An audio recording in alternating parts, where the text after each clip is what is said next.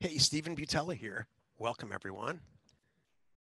Justin, we should have your audio on too. I'm hoping you can say a few words so we can Yeah, use. can you hear me there? I can hear you great. Can Perfect. can anybody in the chat let us know that you can hear us both, and we'll fire away here. Great. Thank you. Thank you. Okay, outstanding. This is the first time I've had a planned guest on this webinar in like 3 years. Oh wow. And Jill's actually not here because she's at a book writing consulting seminar scenario. She's trying to kick out her first book, what we hope to be her first book. So just before I logged on here, I had to Google you, Justin. I'm Okay. Green. Did you ever Google yourself? No. It's just first and last name, not even anything else. And here's what came up. Oh gosh. So whatever you're doing, you're doing it right. Like land mules all over the place. Good. So can you introduce yourself? I'll butcher it. I'm sure I'll butcher it if I do it. Can you give us a little bit of your background and tell us how and why you got here and why you're just kicking some serious ass, for lack of a better description? Well, man, we did this. Y'all ran a special. I think it was Memorial Day or Labor Day of last year, where you offered a free piece of property if you bought the course. My best friend is a member as well. We had an Amazon business together, and he wanted to liquidate it and start buying real estate. He showed me y'all's course, and I watched him do his first mailer, and he didn't want to do it with me. So we worked together on some deals, but we wanted to have our own separate businesses. So I followed his lead, and here we are. I don't know, 15, 16 months later. We've done about 105 transactions since then. We've taken the blind offer mentality from raw land to single family homes to multifamilies. We just flipped our first apartment complex. We close on it on the 6th. Everything looks good at closing. We're just waiting on the bank to fund. So that'll be a nice little chunk of change. But it's to really sum it all up. I worked for the railroad for 13 years. Got one of those Friday morning calls that every corporate person hates to get. And we had been in the land business. We'd just done our first mailer and just started selling some of that property. And that Friday morning at 6:30 in the morning, my CEO, I was the general manager, chief operating officer, called me in and said, "Hey, we're going to part ways. Good luck with whatever you do. You'll land on your feet wherever you go." And I said, "You know what? This is the last time I'm going to let somebody else control my life." Kind of thought about it over the weekend, told my wife, "Hey, we've got enough money that we can make a little bit of a run for it. Let's see what we can do in this land business." And from there, it was all hands on deck, and we just went for it. That's fantastic. So, what did your wife really say? She likes the fact that I'm home. We've got twin 4.5-year-olds, and she's due any minute right now with our third kid, and she's having contractions today. So if I have to drop off because she's in labor, then you know why. But I went from working. I worked 19 on, 2 off. Went to work at 5 o'clock in the morning. Got home around 6:37, just in time for bedtime and bath. And now I see my kids every morning, eat breakfast with them. We go to the gym together in the morning, and then I'm an actual parent. So it's I'm not just a provider. So I mean, it's unreal the transformation it's had. And the good thing about this is, as we've started to talk to people, I've got to meet quite a few people in the community that are getting new to this, and brought some people on from different real estate investment sides. And now I'm watching their businesses flourish, and it's an unreal thing to see the skill that we're taught with Land Academy and how you can change it, manipulate it just a little bit to drive these other investment sides for you. So every time I try something new, every single time, all the stuff that I think is going to be easy ends up being hard, and the stuff that I thought was going to be insurmountable just becomes like secondhand. So did you have some version of that experience? Oh yeah. I mean, my grandparents had, I say to my grandparents, they raised me as a grandkid. They had a section of land when I was 4 or 5, then they sold that and bought a 50-acre place. So to me, 50 acres was like this huge amount of property, that you just can't go out and buy 50 acres. I think our first mailer, we ended up buying a little over 1,000 acres total. Mm-hmm. And they range from 5 acres to 40 acres. And in my head, I'm thinking, I just bought all this property. And it was like, I filled out a couple pieces of paper. I mean, it was just unreal. And then, like I said, we had an Amazon business, and that was a pain in the ass. Had to line up people to package our stuff. And get all this stuff going. It was just unreal. So, so that version of that is like, hey, just try it. I talk to people that have taken different courses, different land type courses, and I listen to what they're saying. I'm like, man, y'all are making it way too difficult. Just get mail in the boxes, put a price on it that you're comfortable with, and start from there. That was the inspiration for these live events that we're holding later this year, is just get the mail out there. I don't care if you make the biggest mistake ever. Just you have to get over that first mailer. Oh, yeah. And our first mailer did great. I was so shocked. I was like, I did something wrong. We got such a good return on it. It was the the third and fourth mailer where I got a little cocky and was like, okay, well, I'm going to add 25% to my offer price and go into a county that probably should have been another $1,000 on my offer price per acre, and got my butt kicked. It was, but again, you have one property come back at an extremely low amount, and it saves a mailer. I think that one we did, it was I want to say Stevens County, Washington, and Park County, Colorado, or something to that variance. It was those two counties that we shot out, and I got my butt kicked. Just before we had Pat Live set up, and they called and cussed me out on Google Voice. I had 100 cuss out voicemails on it. But I had one little old lady called and said, hey, Justin, I think there's more timber on my property in Washington than you're offering me. She goes, but I'm 80 years old and I don't want it anymore. I'll sell it to you. So she sold it to me for $2,500, and we sold it first day on the market for $16,000 cash. The guy wired the money that day because he didn't want to lose it, and had two backup offers of $16,000. And you're like, well, that made it worthwhile. Yeah, that paid for the mailer, hopefully, the rest of it. Oh, yeah. So did you go back and mail a county again appropriately with appropriate prices? What I've done is a couple people that have, like, I know I've met or are friends with that have got involved into the land business.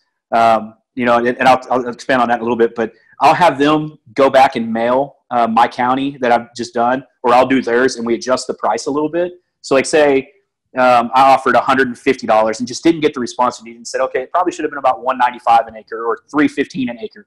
I'll have them tweak that and send it out with their name, with a different company name, and usually they get 3 or 4 responses, and then I'll pick up a wholesale property that way. Wow. Okay. So it's kind of power numbers. Yeah. That's great. So it's been a crazy year. We're coming into June, and man, I'd love to say that it's had its ups and downs, but we had 4 deals alone this year. They've averaged over $55,000 profit. So are you just going to ramp the heck up? Yes and no. We haven't talked about this, so I don't know if it's okay to say this, but what I want to do is I want to ramp up, but I don't necessarily want to ramp up in the buying and selling of property. I want to help some of the newer land investors get going a little bit better. Uh-huh. So we always talk about private money, and every new real estate investor says, hey, there's private money. We tell them, hey, there's private money out there, but unless you really can find it, then or somebody right off the bat, it's hard as a newer person, because you don't have the experience to go to a seasoned investor and say, hey, look at what I got. But I want to open that side of our business up a little bit more. We do some capital funding for some guys right now, and these guys, may have not known how to write a legal description right, so they were nervous to pull a deal, and then we ended up making $15,000 profit together, and we split it. Those are the kind of things that really excite me right now, is helping the newer land investors say, hey, I'll fund it. You find the property, bring it to me. I'll double check your math. I'll fund it, and we split it 50-50, and we go on our way. So we're going to go ahead and formalize that a little bit more and work on that for the second half of the year. There's a huge demand for that. We and I hope you participate in it. We're probably about 30 days, maybe 45 days away from releasing landcrowdfund.com. Yeah. And it's totally designed exactly for that. Yeah. So yeah, I mean, I fully intend to finance deals myself personally. Yeah. And I think I know that I had a couple deals come up when I first got started that I just couldn't find the funding for. I didn't have somebody necessarily the resource in the land business that could tell me if I was right or wrong. I had y'all, but at the same time, it wasn't worth y'all's while to look at a $3,000 property that's worth $12,000. And that's not a slight, but for me being a mom and pop shop, I got the time on Monday and Tuesdays to take a look at some deals and say, hey, this one's you want me to put $7,800 up? We had one, and this is true numbers. We had one that we put $7,800 up. Nobody would private fund it for this guy. He calls me and I look at it and I was like, man, it's a beautiful property. I'll give you $7,800 for it. I'm thinking the worst case in my head, I've got I pay him out, I double his money, and I've got a nice property in Colorado. Well, he sends it to a real estate agent to list it because it was pretty nice. It had fiber optics, power, water. They wanted to list it for $120,000. Yeah. So, those kind of deals, you're like, man, and it's almost had to walk away from it because he didn't have the money to do that. And I think that there's so many deals out there that all of us can benefit from having somebody, a strategic partner that can provide some funding. Yeah, so my take on that whole concept is there's never been a lack of quality transactions coming in, especially from a group of people who learn from us and learn how to do it the right way first out of the box. Yeah. The problem for us has been the amount of time that it takes to do the deal because there's so much talking back and forth and not clicking. Mm-hmm. Yep. So land crowdfund will, in one format, there's only one way to post the property, fill in all the blanks, and it's out there, and only one way to fund it. So I think for us, that's going to allow us to spend, because I love doing deals like that. Yeah. I love it. We've done the deals ourselves for years, obviously for years. Mm-hmm. Splitting it with other people and having them do the work is a win-win for everybody. I agree. That's the true making your money work for you. It's Yep. other than that and owner financing. I mean, that's the true, the beauty of this business is that we put our money to work for us. And, you don't have to have a lot, I told my wife this the other day. We bought a property and it was in Oklahoma, I think. And we paid $16,000 for it. And the second or third day on the market, we sold it on terms for $58,000. The guy wanted to owner finance it. So he gave me $6,000 down, and he's $700 a month for 10 years. And he's auto pay through our processor. That right there alone pays a third of my house payment. I owe 12 years on my house for almost the rest of the time I own my house off $15,000. And so you think about that and you're like, holy shit, you do that 3 times and you got $45,000 and you pay off a $300,000 note or a $275,000 note. Yeah.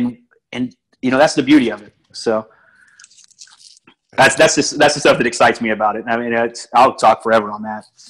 You don't need, it's like I tell Jill, it's like you don't need a calculator for this kind of stuff. It's just so simple. Doubling your money is it's still what we shoot for. We just did a deal for 2 infill lots in Mesa, Arizona. We bought them for $10,000 each. They have pads on them. Mm-hmm. The houses aren't there anymore, and we'll sell them for $30,000 each. One of them's already sold, and we haven't even closed on it yet. Wow, that's great. Those are the kinds of deals I love. So, can you imagine that situation? And then, 19 people are posting those types of properties on crowd. Oh, that's amazing. Happy to split the money all day long on a deal like that. Yeah.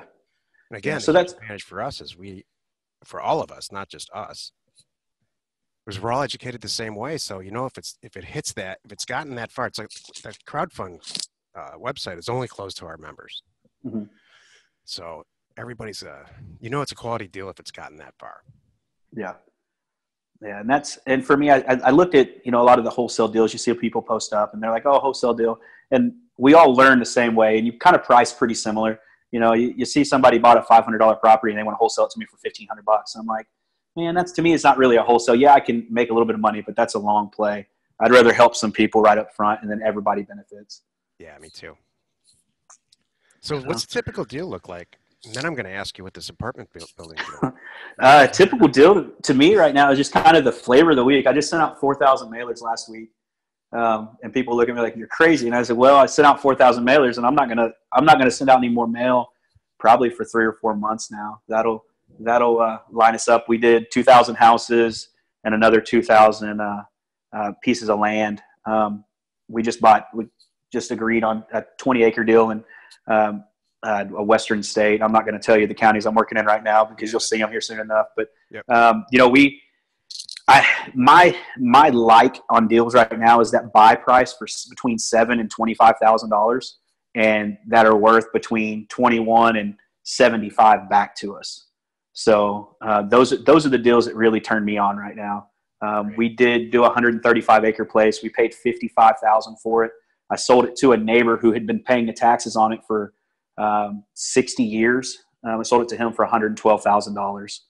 So not a bad day on that one. The neighbor was paying the taxes? Yeah, he had it's a 3rd or 4th generational lease against it. Oh, okay. And so when I went up to the house, it's pretty close. This property is about 3 hours from me. And I was buying quite a few properties in that area. So I went ahead and went up there and got some drone footage and stuff like that because I was bored. I mean, I work for myself now, so I get bored sometimes with 4.5-year-olds and a wife. So we cruised up there, and I went up to the house of the neighbors because I knew he'd paid the taxes on it because I could see it in the tax rolls. And so I went up, and the old man, he pulled a gun on me when I went and knocked on his door. I mean, I'm not a small guy. I'm 5'10", 235, and I'm in the middle of nowhere walking up on this guy. He has no idea who I am. And I just explained I was going to look at the property for the family. They were getting ready to sell it. He said, well, they said we get first dibs. And I said, okay, great. I'll make sure y'all get first dibs. I'll send y'all a letter when it's ready to go. And I did. His son called me. I told him they could have it for $180,000. And son said, hey, I don't think it's worth that, but, would you look at doing it for, 100? He wanted it for 100,000. I said, no. I said, I need to get 112 for it. And I said, and I'll do that if you'll let me hunt on it for the rest of my life. And he said, okay, cool. Sounds like a great deal. And so we signed on it, and he went and got federal funding for it, and it appraised over that. He went and got the survey and closing, and we're just waiting on the bank to fund now. Everything's approved. It's just it's a small town bank, so their loan officers on vacation for the week. So we'll fund next week.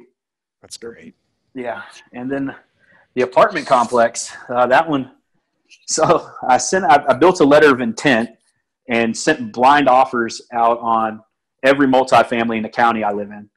And then I took it and I priced it. And I'll tell you how I priced it. I priced it at like 75% of assessed value from the county appraiser, which is not, standard, but it was just enough to open a door conversation. We bought a duplex, a quadplex, and then this little apartment complex was 8 units. We bought it. We paid $345 for it. I had it wholesaled out for $400,000, and the people were going to use some retirement money, and they couldn't get it without a big tax hit. So they fell through at the last minute. So I pulled a money partner in, and we bought it and put a note against it. So we put, I think, $75,000 down, put a note against it, and then did I went in and raised the rent on everybody by $50 a month. And I had 3 apartments that weren't paying their water bill, made them pay their water bill. So we effectively raised the operating income by about $900 a month. And then I sent it out to a few investors I know at $100,000 profit. So we get three months of rent roll on it, and we sold it for $100,000 profit. So after everything's said and done, we put carpet, a couple appliances in. I think we're going to walk with about $106,000, $107,000 profit. Did you sell it on a new cap rate? Yeah. So we bought it with no cap rate against it, poor management. But we sold it. I sold it to them with a 10 cap rate with self-managed 10 cap rate. And the guy, his bank fully financed it for him because it was such a good deal for them. Double-digit cap rates are unheard of right now. Yeah. Product.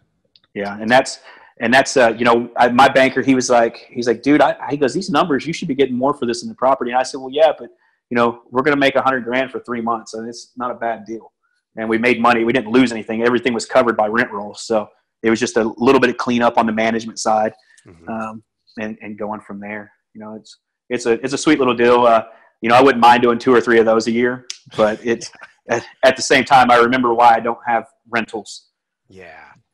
Did you have to talk to the tenants and stuff?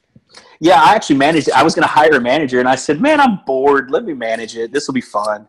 And so it was fun the first month, and then every time I went back, there seemed to be more and more little things that they just never told me were wrong. So like I had a lady said, oh, my closet fixtures never worked. It's got hot wires hanging out of the box in there. And I'm like, I'm the type of person, I can't literally live with that. Like I can't feel comfortable. So I got to play electrician on that one.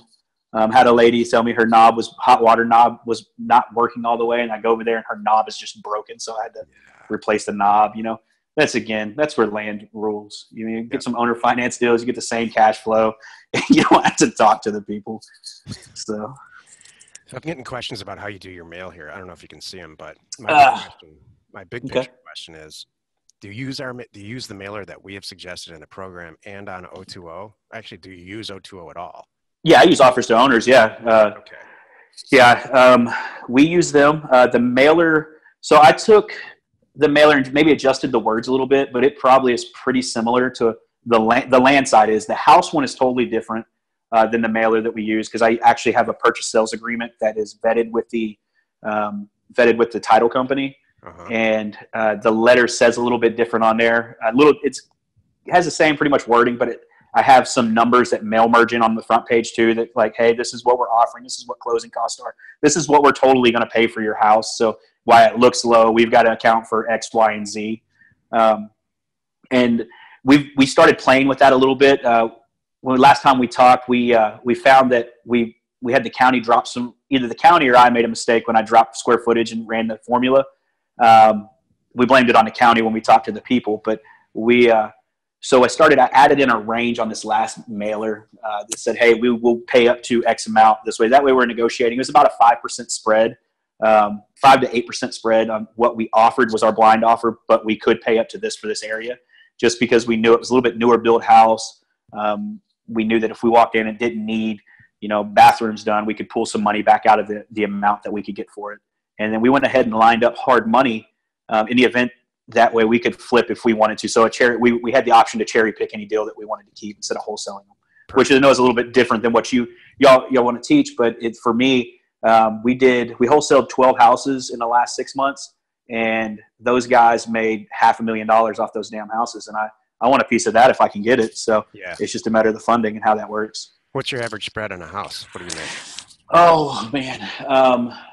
About $4,000 to $6,000. We have one buyer that if he pays for the data, it's $2,500, but everybody else is anywhere from 6 to 12 on average. So he kind of skews my numbers, but for the most part, everybody else is anywhere from $6,000 to $12,000. Okay. So it's not a huge number, but for me, my bills a month, or my target amount to make on a flip for my monthly flip is $5,000. So I do that. Like we talked last time, the kids get to dance. We all dance and say we get to eat that month. So we have our little deal dance, and then we move on from there. So that's kind of the goal. Is if we can make our money on that, then we're pretty good. That's awesome. Here's a question from Jason. It says, Justin, when you were sending mail, what was your average amount per sent mail per month? And do you just throw it out there, or do you target at the mailers? Do you do subdivisions, non-subdivisions? And then he says, Jack prefers cash deals. What do you prefer, or doesn't it matter? Is money just money? So I know you've sort of answered that already. Yeah, I'll answer it a little bit closer. It's two-part to that. So house, I'll say land, I just blanket a county like we teach. I don't do anything special. I don't get surgical on that. I may look at an area that, so I shopped a county in Oregon, and it had this weird, high desert area in this county. It wasn't really what I was looking for. I took that and learned from that. So I kind of do a quick run over on Google Earth to see if there's anything that I just wouldn't like, because that'll mess with the property. Because I had 80 yeses back in this area, and I was like, whoa, I offered way too much money, I guess. Yeah. But I didn't get any of the areas. I got one property back in the area I really liked. So I do a quick look at that. And then when the people call back in, I may pull up the comps on a map view, like with Lands America, Land Pen, Land and Farm, and just see, okay, hey, what are the comps for that same area, to see if my pricing was right on. But for the most part on land, I blanket a county like we teach. I don't get too surgical. And then I use the comps that we teach, and I shoot from there. On houses, I either shop a polygon, and then I comp by neighborhood in there. So it's a little bit more surgical on the house side. Mm-hmm. Justin, do you get in trouble in Texas for talking this fast? I think that it helps me because they're trying to process what I'm saying, so I can slide some stuff in, and then I slow it down when we need to go ahead and get the yes or no. So you talk this fast when you're to a seller, but really slow to a lender. Yep, exactly. Exactly. And then the third part of his question was cash deals or owner finance. To me, cash allows you to compound quicker, but owner finance builds wealth for you.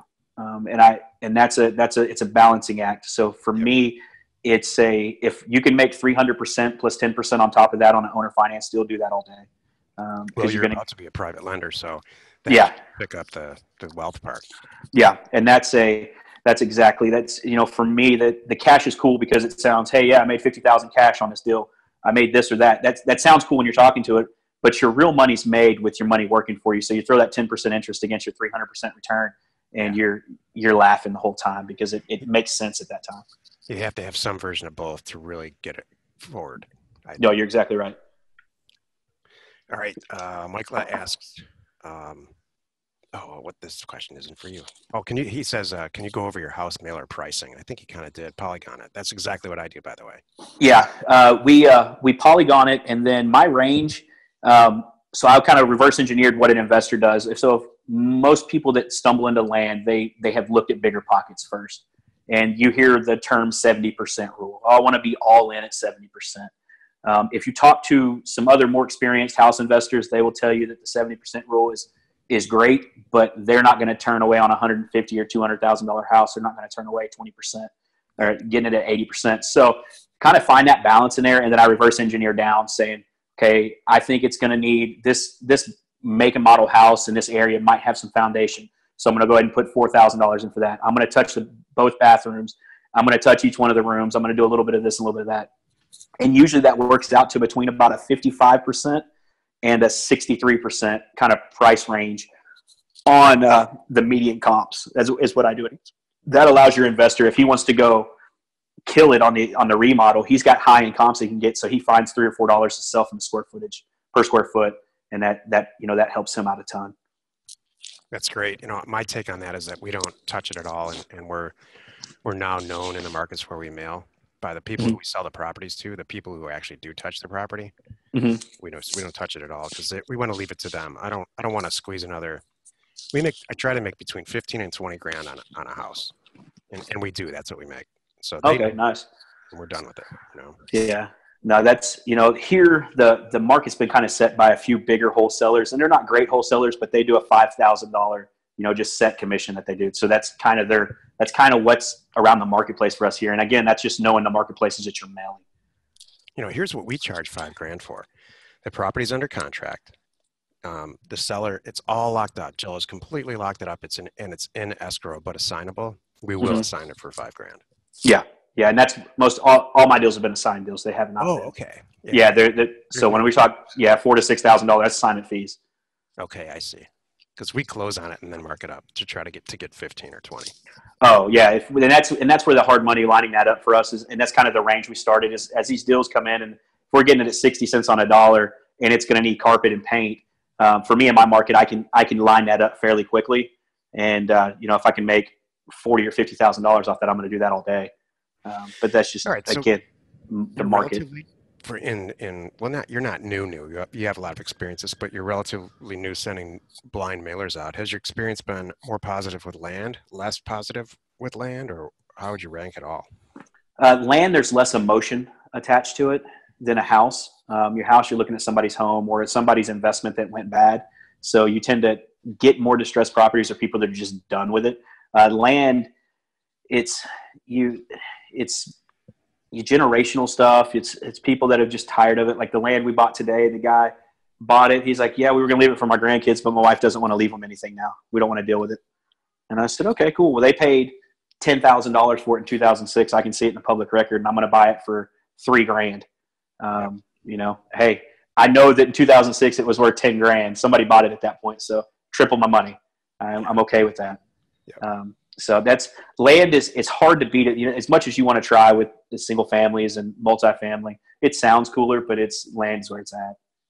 Yeah. And specifically property that is more urban than rural. Yeah. I'm knocking on wood here. We haven't lost on any of it really, but it just seems to be the infill lots type asset is just a slam dunk. Yeah. We're seeing a lot of that have in our area because, DFW is one of the hottest growing areas right now. So a lot of the stuff I probably could have picked up for $250, $300 a lot 5 years ago is that a bunch of builders have started going through the strike-off list and started working through those and getting a hold of these other owners and buying that. Mm-hmm. So in a typical transaction, is there, everybody talks about bottlenecks. It's one of the biggest questions that Jill and I get. Mm-hmm. Is there a bottleneck for you, like starting from when the mailer goes out? Not really. It's I don't do as much VA stuff as a lot of people do, and a lot of people are being taught now.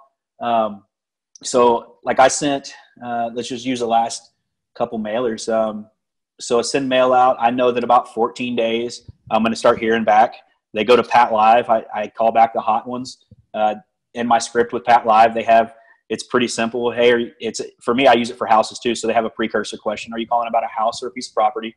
They'll say piece of property. I said, okay, great. What's the APN number? They give them the APN number. And then they said, you accept our price? They say yes or no. If they say no, what would you sell the property for? We sell it for this. Or they go to the comments and they say, hey, we're not interested. Take us off your list. So from there, when I have the APN number, I go straight to Parcel Fact. Yeah. And Parcel Fact tells me the size. I can zoom out and I can see, okay, I've got access. I've got this or that. I think the slowest part for me right now is probably pulling up the vesting deed. And it's just because sometimes some of the software doesn't have it. And then at that point, I'm just reaching out to the county and asking them to pull it so I can make sure I'm matched up. That's the slowest thing for me right now. But right, so everything else is seamless. I've been doing this for a while. So what you said, here's where I think people who ask that, I'm getting bottlenecked. People who say that, they're getting stuck here.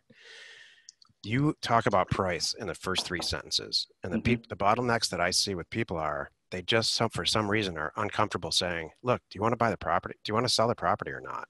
Yep. Do you accept my offer? Yes or no? Yeah. And then that turns into 3 conversations. Well, I got to check with my wife and do you want to take the deal or not? Yeah. And I use the example for people when I'm trying to explain what I do is I tell people I'm a real estate investor and they're like, okay, what do you do? I said, I walk into a mall parking lot and I walk up to every person with a car and say, hey, I'll give you X amount of money for your car. I know that I'm going to double my money at least if they say yes. If 1 out of 1,000 says yes, great. If 3 out of 1,000 says yes, even better.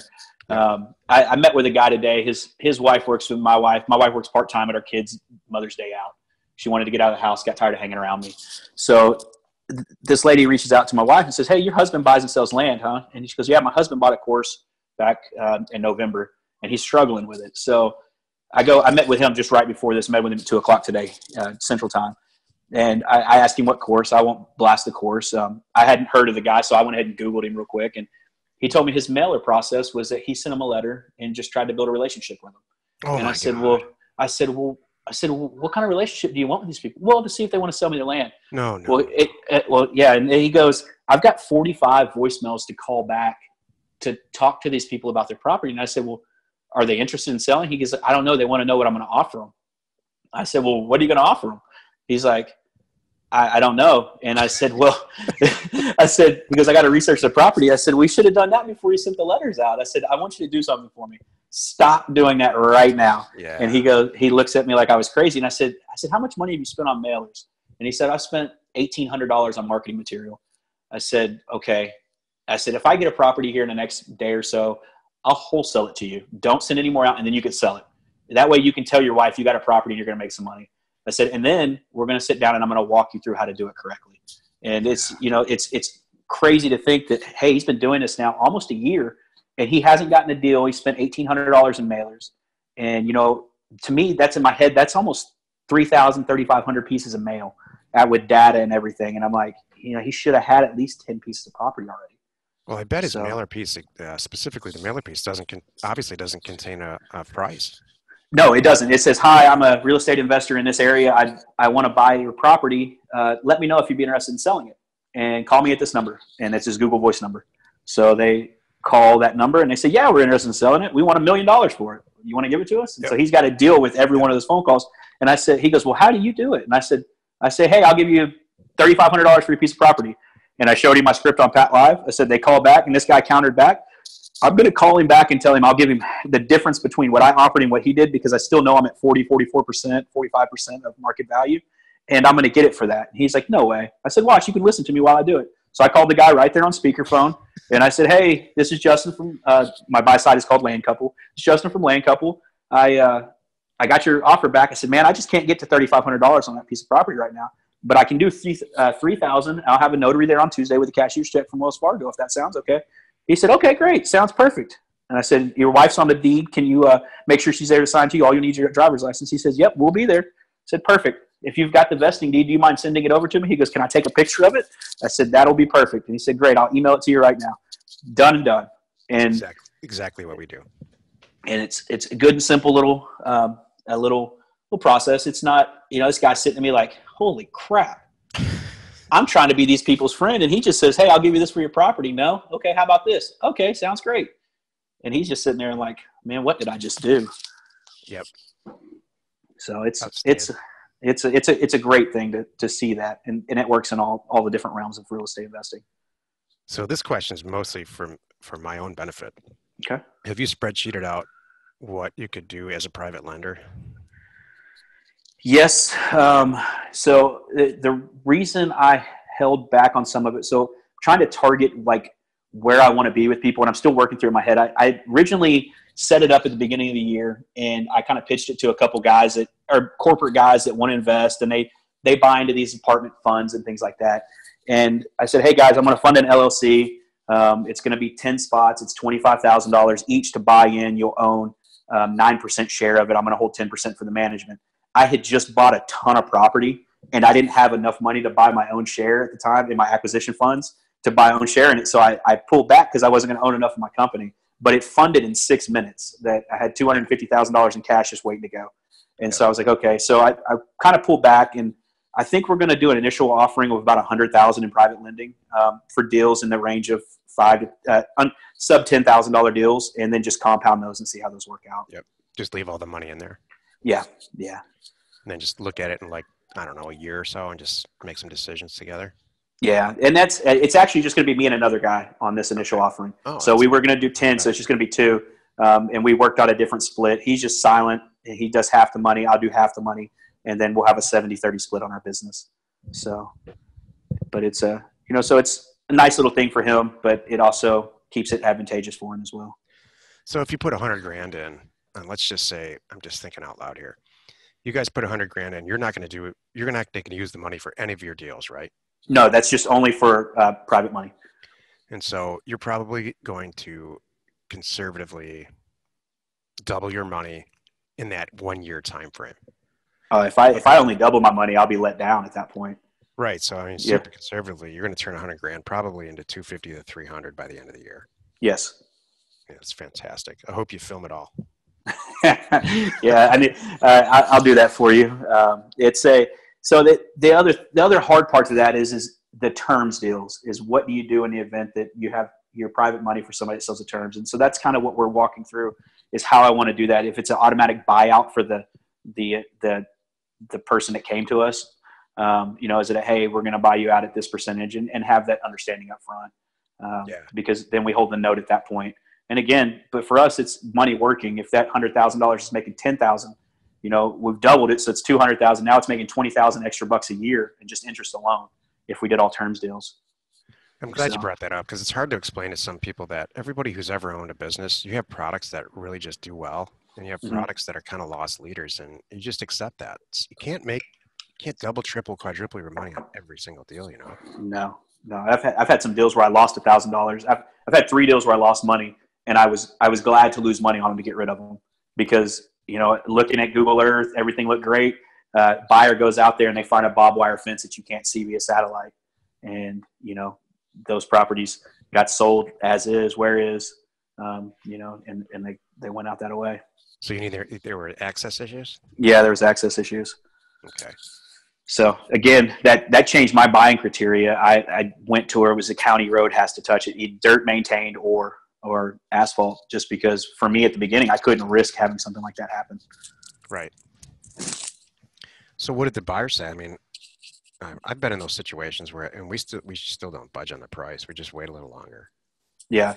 The buyers, I dumped them on eBay. So I dumped them on eBay and let them go for no reserve. And so, I paid maybe $7,000 for 80 acres, and it sold for $6,800. Okay. So it wasn't a big loss or anything like that. And then a couple of them actually sold to the neighbors. The neighbors just went ahead and picked them up. That was my first call, was, hey, would you be interested in this? Pay $7,500 for 80 acres, and sold it to the neighbor for $16,000. That's a win in my book. He's got the gate. He's got the keys to my Ferrari, and it allowed us in at a point. That's fantastic. I'm kind of running out of questions. Do you have any for me?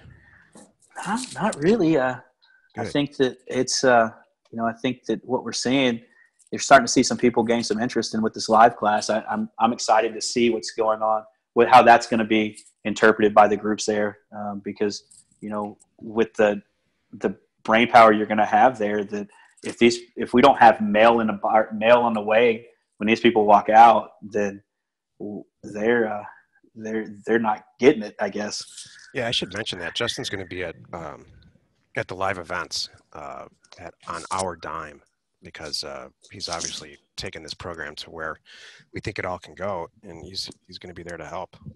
Yeah, I'm super excited about that. I have a couple people that like school teachers and moms that are stay-at-home moms that want to do stuff like this. They want to invest in real estate, and they're like, hey, I want to flip houses and this. And I'm like, why? They have $100,000 or $200,000 in acquisition funds sitting there because they've sold a couple houses and have that equity. And I'm like, let's take $10,000 or $15,000 and buy you a few smaller properties and you just build it up and you don't stress. Right. I met my, this is a little personal. I met my biological father for the first time 2 weeks ago, and he's a police officer. He's about to retire. And he's worked his whole life as a police officer and does a great job at it. And, he asked me, like his wife asked me what, how much do you work in a week right now? And I'm like, I don't know, 10 hours. And she's like, what? And I said, well, yeah, that's kind of pushing it. Some days it's a little bit, some weeks I'm looking for stuff to do, but about 10 hours. And it's an aha moment for some people that they don't realize that you can actually do something like that. If you did 2 deals a month and you made $4,000 or $5,000 a month off each deal, you're making 6-figure income. And then you throw in your terms deals on top of that. And that's, if it's set up to cover your bills, you're living a great lifestyle and you're not stressing about it. If you want to wreck that euphoria for yourself, you should start a podcast and have a YouTube channel. Oh no, I'm gonna leave that for y'all. I always mess with my buddy that actually Adam got me into the Land Academy. Pointed me in y'all's direction. I always mess with him, telling him that I'm gonna be selling out the Holiday Inns before too long. I'm going to bring the smoke. And he's like, I won't be your friend at that point. And we're best friends. We've been friends since we were 13, 14 years old. And, we're 36 now. So it's a lot of fun because, and it's fun that we've made some friends through this. I talked to a couple people out of the group and brought a couple people towards the group. But, seeing them be successful too is probably the most rewarding thing, taking this and duplicating it. And, there's some things that you can trip up on pretty early, but if you find a mentor or somebody to work with that can help you through those, that you can reach out to, it's beneficial. Yeah. So. Yeah. I mean, that's why we stick with it, because it's so much more fun to see people just, it's kids at Christmas time. Oh yeah. It's so much fun to see people succeed at this. Yeah. Every time something goes sideways, Jill and I look at each other and we say, can you imagine if we didn't have to teach this, we could just go do deals like our members do? Yeah, no, that's what I think about is like, do I want to increase a job for myself if I add a different layer on? And the hunting of the deal, or the thrill of the hunt is, it's real in this. Today I got 5 go screw yourselves, and I got 1 deal, and that 1 deal made up for the 5 go screw yourselves. So I was like, I'll go screw myself. That'll be cool. Boom, got a deal though, and that's gonna make $6,000. And that's part of it, And I talked to a buddy who's got 1,800 mailers out right now. They started hitting a couple days ago, and he's got 3 properties locked up. And on those 3, he's going to make $35,000. Yep. And I got another guy that I helped, and he tells me that his first mailer, he bought 10 properties, and he tells me today he sold all 10 of them. And wow. And you're like, man, that's awesome. And I talked to him because he sent me a piece of mail on a piece of property. He goes, I thought I pulled you out of all these, and it's that camaraderie and that, we all learning the same thing. And at first I was like, I don't want to tell anybody about this. And then I started thinking about it. I was like, somebody goes the other day, they go, well, why would you tell somebody about this? And I was like, okay, well, if you just take half the United States and you say how many counties are there? Texas, there's like 178 counties. But you throw in all the states in the western half of the United States and say, okay, there's 2,000 counties, and I mail a county a month. I can invite a lot of friends to do this, and everybody's having a good time. And then if you throw in that, hey, we're going to do this on the backside with each other, adjust your pricing and go from there, man, you can mail everything twice a year, and you're still not going to touch a tenth of the counties. It's billions. Yeah. So I'm filming Land Academy 2.0 right now, and the whole thing starts off right from the beginning. It starts off with, and if you imagine, there's 150 million properties in the country. Mm-hmm. And I have the Philippines VA right now breaking it all down. How many SFRs in every zip code? I mean, it's a true amazing piece of data to look at. But if you send everybody magically, you snap your fingers, got an offer. It's your mall in a parking lot, cars in a parking lot mall. Mm-hmm. The amount of money, and if we just use our regular percentages, that you could immediately generate is billions and approaches trillions of dollars. So yeah, no, you're exactly right. And I think we're not going to run out of opportunity. The hardest part of that is explaining to people that don't get excited about numbers, and that's the hard part. They get excited about the HGTV or I'm going to make this house look pretty, but it's the raw data that we drive to ourselves, the inbound flow from the data that we've mined out. You take this, you figure out your percentage for your offers, and you put that out there, and you just have the acquisition funds lined up to go. You make money on your buy side. The sell doesn't even, it's not even cool to me. I don't care about the selling. because my net worth just went up by X amount of money the day I bought it. Yep. And that came really prevalent to me when we went through when we got the money for the apartment complex. And that was the president of my bank. He lives down the street, or the bank I use lived down the street from me. And, he knew I kind of just hung out at the house all day, didn't really know what I did. And I had to put the personal financial statement on there. And they have like a thing for your land. What's the value on your land, and how much, they don't ask you the cost basis on it, but just the value. And I'm like, well, all this land's paid for. And I think at the time there's probably, 25 or 30 pieces in my portfolio.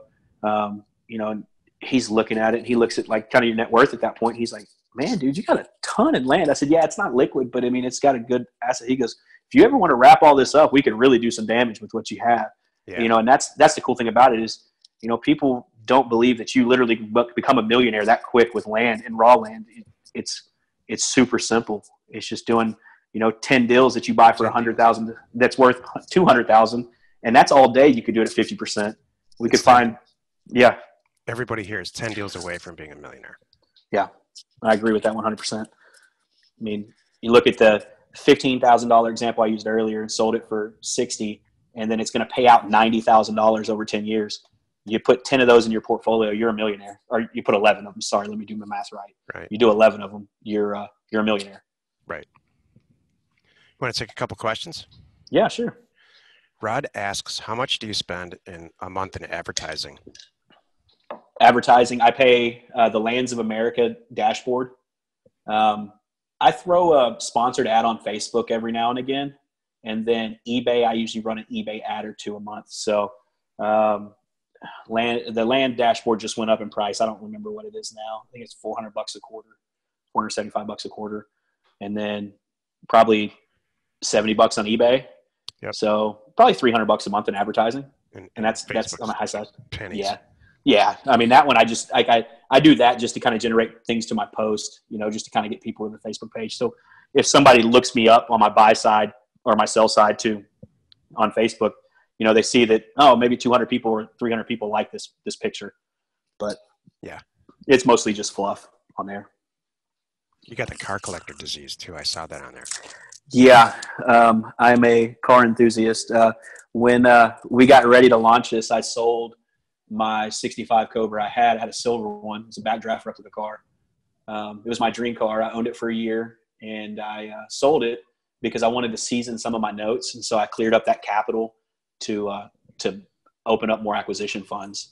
And so last week, 2 weeks ago, I was sitting at the gym with my wife, and a guy had a 65 Shelby white one, supercharged, 600 horsepower on there. And he had it listed for, I think it was like, I don't know, $57,000. So I offered him 20% less, kind of like what we do in land business. And he took it.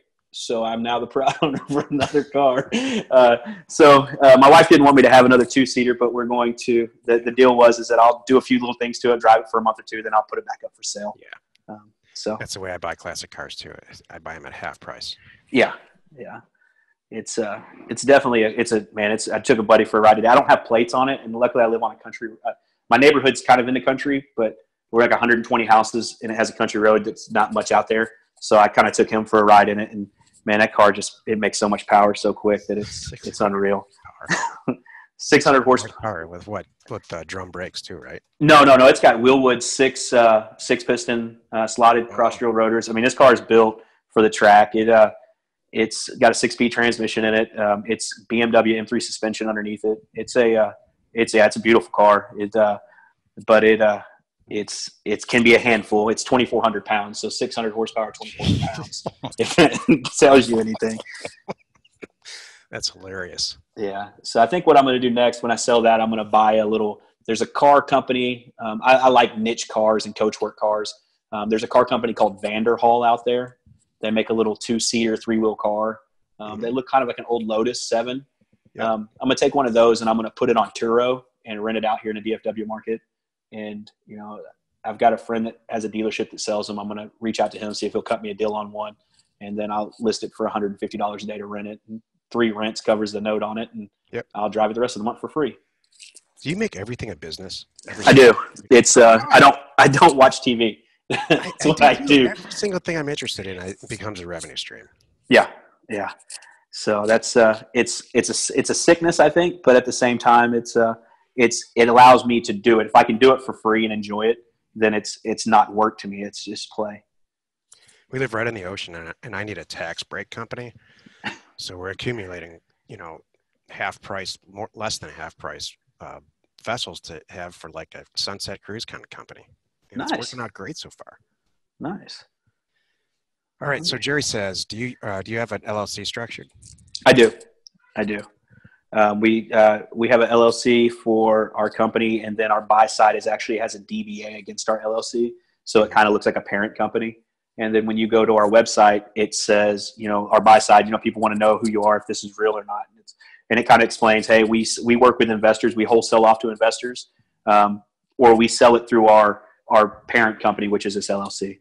Okay. So, and LLCs are easy to start. That car that you actually saw is actually purchased in an LLC Great. in a different state because of just tax implications and Sure. write-offs and things like that. And liability. Yep. Yeah. Tomas says, what properties do you stay away from? Ones that don't make money. I mean, I know that sounds bad. I look for good access. Me too. And that's my biggest thing is access. And I try to stay out of places that I see a bunch of pivots around it. A pivot is that when you look at Google Earth and you see the green circle, I don't necessarily want to be right next to them because I've ran into some issues with access because it may be a private farm road that gets to the pivot that, the people are like, oh yeah, you can use that private farm road, but you really can't. It's a private road and they can cut you out of your access real quick. So I try to stay away from that. But, Yeah. For the most part, if I'm buying it at 35 cents on a dollar, 40 cents on a dollar, and it's got access, I'm in. Me too. Jerry follows up by, he asks, is it a series structure LLC or a regular LLC? It's just a regular LLC. Yeah, mine are too. I'm not sure what that is. I think Jerry, you may correct me if I'm wrong, but you're thinking like S Corp and things like that. I'm not a tax professional, and my taxes may be done differently because I do them myself. So we dump everything in, and I'm not a professional, so I don't want to speak to it. Yeah. But we do everything, run it through the LLC, especially with the new tax laws that allow the 80% versus the 100% tax break for the LLC. It's smart to put everything you can in there. Michael asks, when you're pricing your land mailers, roughly what percentage do you offer from comps from Zillow and LandWatch? Okay, I don't use Zillow for comps. I use a couple different. I use LandWatch, Lands of America, Land and Farm, Land Pen, Land Moto, and I dump those into a spreadsheet, and I comp what I'm looking at for raw, same kind of pedigree that I'm buying. I take an average of about 10 of the comps from each one of those websites, take that average them all together, and then I have it tells me on the spreadsheet that I built that says, okay, here's what retail would be. Here's 40%, 35, 30%. And I kind of look in that range and what's a good round number. So say 35% is $327 an acre. I may offer 340 or I may offer 320. So it's kind of a floating range somewhere between 40 and 30%. Yep. So 40% of what's of the averages that you come up with on LandWatch. Yep. Yeah. That's about how I do it for rural acreage also. Yeah. When I price infill lots and houses exactly the same way. I take whatever the algorithm generates from Zillow, Trulia, Redfin, DataTree, and a bunch of other stuff, and then I average those out, and then I run two calculations: one on a price per square foot, both for land and houses, and one at about $80,000, just raw number off the purchase price. Oh wow! And then I run an equation that involves a little bit of census calculation. And this is what House Academy really is all about, because when these mailers go out, they're priced right. Mm-hmm. And then I choose the lower of the two usually. I've yet to have it fail. I'm not going to. Okay. Yeah. For houses, I have access to the MLS for the market that I'm in. And then I take median comp value, which is pretty much what you just did. You comped it. But I use sold comps for 120 days. Take the median, which is the middle if you line it up from top to bottom, and then the middle number. And then I multiply that by between 55 and 63% and take that number. Okay. Someone's asking the definition of an infill. It's INFILL lot. You want to go for it? I'll let you have that one. That's your bread and butter. I don't get those too much. Infill lots are properties. If you can visualize this, driving down the street, there's a house, then there's a vacant lot, then there's another house, all in the same block. So it's a lot that it's usually in a non-master plan community. So it's older, maybe from the 70s or earlier. And it was back in the day when builders would buy lots and they would buy them individually and make houses. And it's the old way to do stuff. So there's, if you look at a Google Earth map of, I don't know, some area in Phoenix, let's say in central or northeastern Phoenix, there's probably 20% of the properties undeveloped still. And people own it. And the taxes are expensive on this land. It's not like the stuff we're used to where it's $20 a year. Taxes are like $2,000-$3,000. So they're really motivated to get an offer from you at any price. And I'm not just saying Phoenix, but anywhere. Very, very motivated. And they're also a lot easier and sell a lot faster, in my opinion, than rural vacant land. So we're having a lot of fun with that right now, needless to say. And then the other thing too, and I was going to ask you, Justin, last time we talked, you had kind of a buyer in your back pocket for most of the urban property that you buy. Is that still the case?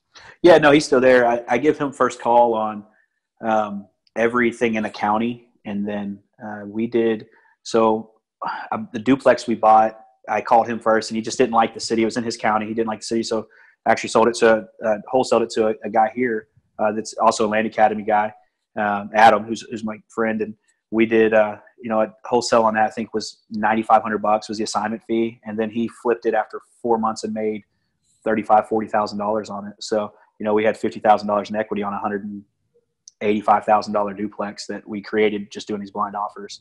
So yes, that buyer's still there. He looks at some property, but if he doesn't like it, he'll pass on it. And he doesn't buy everything I bring him. He had the opportunity on the 8-unit apartment complex, and he said, I'm a little above this great apartment right now. Yep. He said, I don't mean to be mean. It's where I'm at in my life. And I'm like, okay, hey, no problem. And we still made $105,000 on it. Totally reasonable response, actually. Yeah. You just want something else, and that's okay. Yeah, and that's they have their business, and they're very successful with their real estate investment business. And he don't mind paying me to do stuff because it's a cost of business for him. But at the same time, it's a respect thing. We're in the same town. I don't compete against him. He knows I do stuff differently. But if I find something that fits his market, I bring it to him. We have lunch or we talk about it, and we go from there. That's the best kind of relationship, I think. Mm-hmm. Mm-hmm. Michael asks me, will you have some type of advanced pricing examples at this intermediate live event in October? And the answer is hell yes. Yeah, we will. Pricing will be the main topic at the intermediate event. The beginner event, we're going to cover a lot of the stuff that we're talking about now, but the intermediate event is really problem solving for people who are now in this business, which totally qualifies you, Michael. I don't know I didn't check the list. I'm not sure if you're signed up, but yeah, if pricing is a thing that you're interested in, we'll cover it. I have for the beginner event, I'll release Land Academy 2.0 at that event.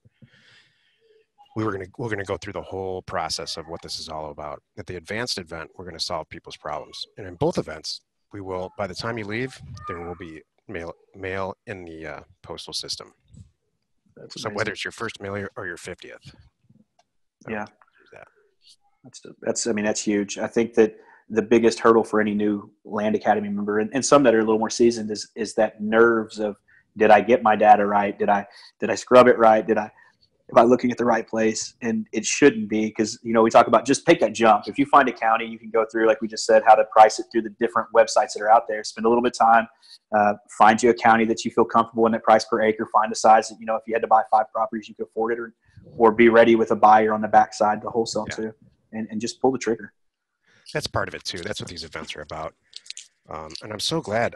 Justin and I, by the way, we didn't talk at not even one word before this whole thing. So I'm really glad to hear that you want to get into the lender side of it. That's really one of the, if you've been with us for a long time, like some of the people on the program here, that Jill and I have been talking about financing other people's deals that we kind of approve since the beginning. That's really one of the main reasons that we sat around saying, we really should do this. So we're finally getting around to getting to the point where we have time to look at everybody's deals. And so our way to do that is land crowdfund, and that'll be well underway before the live events. So Yeah, I think that's for me, the biggest things that people run into, or if they don't get started, it's they don't have the money after they've sent out their mail. They don't have the acquisition funds because let's face it, 90% of Americans don't have, their emergency fund set up to have $1,000 or $2,000 in their account. Mm-hmm. So the newer people I look at or I talk to, and they've reached out through Land Academy, through Facebook or Instagram, or different meetups, is that they want to do it, but they don't necessarily have the money after they've spent their marketing material. And so they're kind of at a loss. They're scared to pull the trigger at that point. And, if they've got the right education, which we give them, or you give them, and they've got some deals in the hopper, you shouldn't be held back by that. And while your crowdfunding will be great, that's kind of where I see myself going into business is being able to help with that as well. I mean, the big bang for the buck there is that if you look at the deal and you say, hell yeah, I'll do it with you for $4,000, then there's an approval. There's a sigh of relief too for somebody who's brand new, that like, yeah, somebody who's experienced at this, is saying yes. Yeah. And I had a guy that, this guy is so smart. I'm amazed at his tech abilities and what he puts together, his websites and all this stuff, and a few little details that he just got a little bit scared of, and it almost cost him some money. And just by us talking through it, I tried to wholesale the property from him and say, hey man, I'll just buy it from you. You don't have to worry about it. He's like, no, why don't you capital fund it? And that's actually what kicked it off.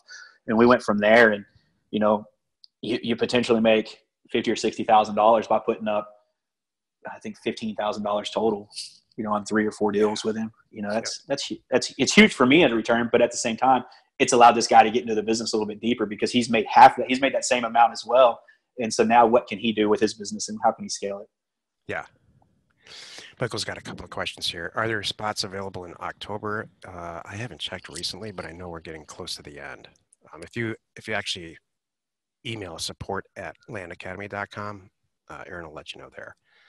Michael also says, has Title Mind been shut down? And the answer is yes. It's permanently been shut down.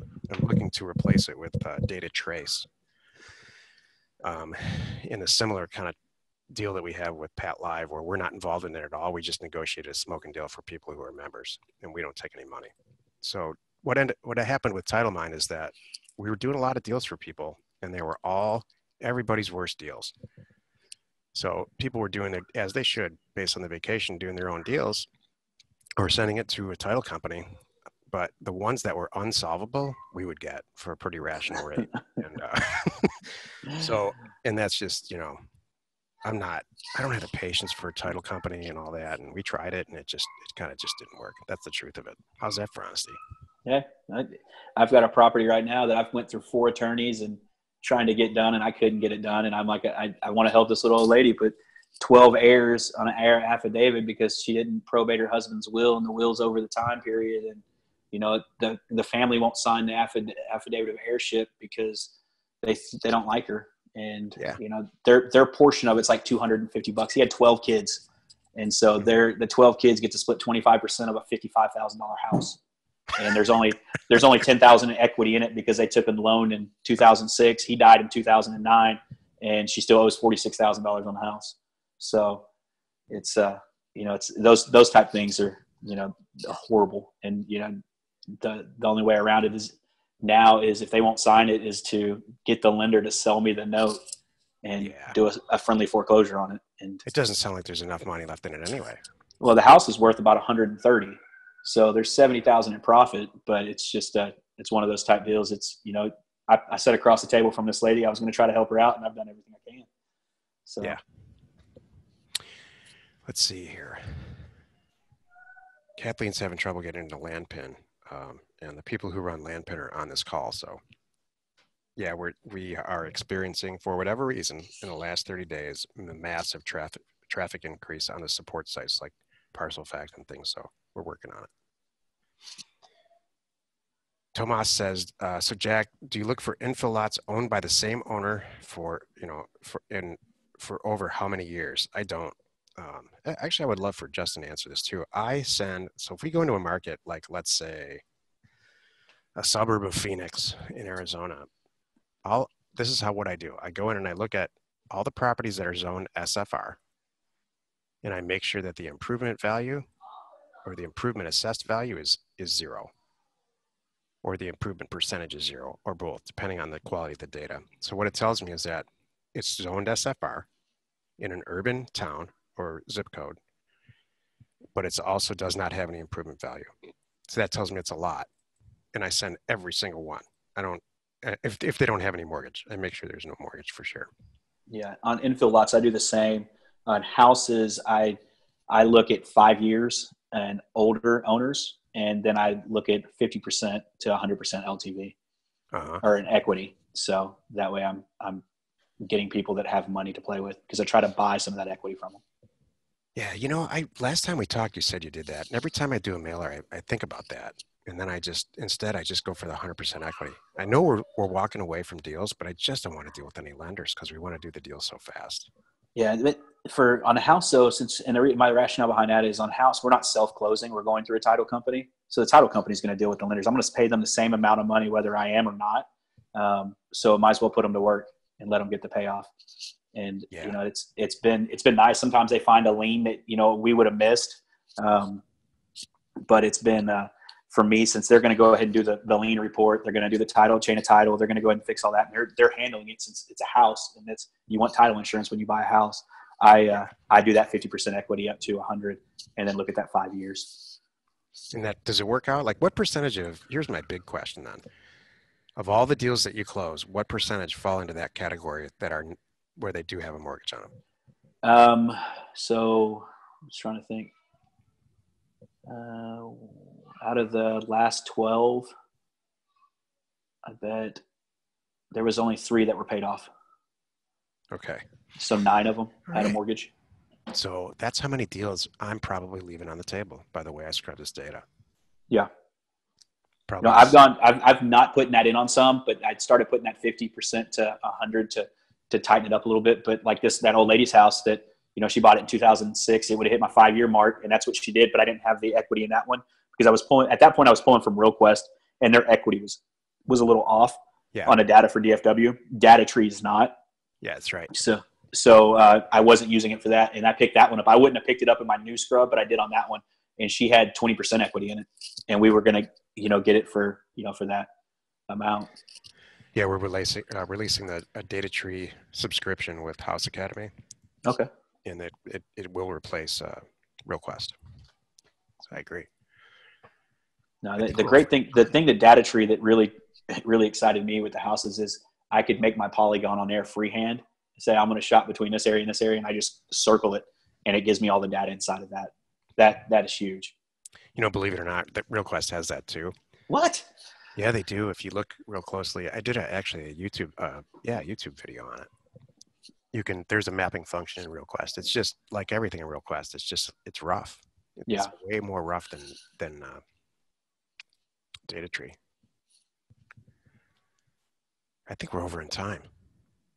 Yeah, we are. Jason, both Jasons, if you guys want to just email me your question, I will answer it. It's pretty far off topic, and it's deal specific. So I'm happy to. I'll shoot the answer right back to you. We just couldn't get to it. Justin, thanks. We look forward to having you at these live events. You're really adding some serious value to, including for me. Yeah, well, I appreciate it. It's been, it's anytime you want to jump into an endeavor, you want to try your best at it. And, I think that with the knowledge y'all have taught me, I'm forever grateful for the skills. Even though I paid for the course, it's still a skill that, I listen to other real estate investors and what they do. And it's humbling to think that so many people get it so wrong, or they leave so many deals on the table. Yeah. And I follow a couple of the other groups, and some of them put out pretty good content, but it's, I kind of creep or troll on their Facebook pages just to see what they're talking about. And, sometimes you pick up like VA stuff and you get that for free. But, the amazing part of this is how we can fill our inbound pipeline.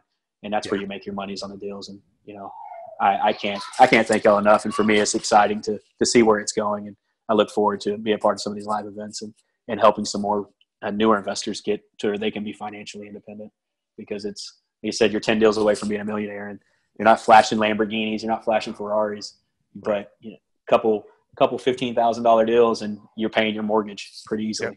Yep. Well, it's great to have you, man. I mean it. And so next week, same time, we're doing it every Thursday. We're back to that. And Okay. please have your questions ready. And there will be a replication of, a recording of this on Land Investors in a couple hours. Thanks, everyone. Thanks, Justin. Thanks, sir. Bye.